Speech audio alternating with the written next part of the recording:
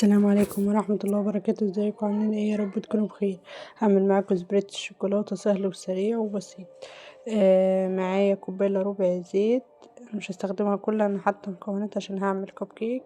ومعايا كوباية سكر وثلاث معالق كاكاو كبار وكوباية لبن.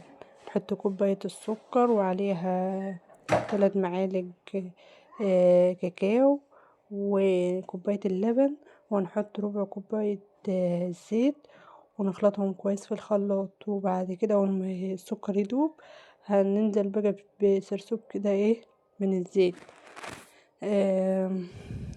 متنسوش تعملوا لايك واشتراك وكومنت حلو. فانا دلوقتي حطيت السكر واللبن وهحط الكاكاو وهحط الزيت. وبعد كده اول ما يتخلطوا حلو زي ما قلت لكم هحط عليهم يعني بص انا بحط الزيت على لحد ما القوام يتقل.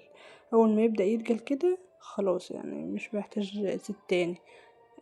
بس فانا دلوقتي كنت بعمل الكاكاو وبعد كده هحط الزيت واخلطه. وعايزه اقول لكم ممكن تحط عليه نسكافيه او قهوه لو انت عايز، انت بتحب ريحه القهوه في الشوكولاته او كده ممكن تحط. انا حطيت بتاع بريك اللي هو نسكافيه. حطيت شوية، قلت انا في العادي مش هم احط يعني، بس قلت اشوف طعمه يختلف ولا لا. الصراحة هو حسيته ما بانش قوي عشان انا يمكن ما كترتش، فحسيت انه ما بانش قوي يعني. بس انتوا لو حابين تحطوا قهوة نسكافيه هي عشان يغير الطعم وكده، فانتوا جربوا براحتكم يعني. حطيت الزيت اهو. بس بقى طعمها خطير، تعملوها بقى للأطفال في سندوتشات المدرسة. تحطوها على الكيكة، خطيرة بجد والله، طعمها رهيب رهيب رهيب. وكمان نظيفة وأحسن من لما تتعمل يعني برا أو ما تشتروها من برا.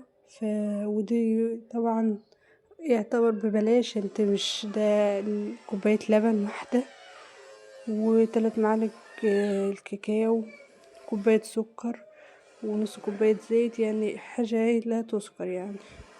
وبس كده، متنسوش تعملوا لايك واشتراك وكومنت حلو. سلام.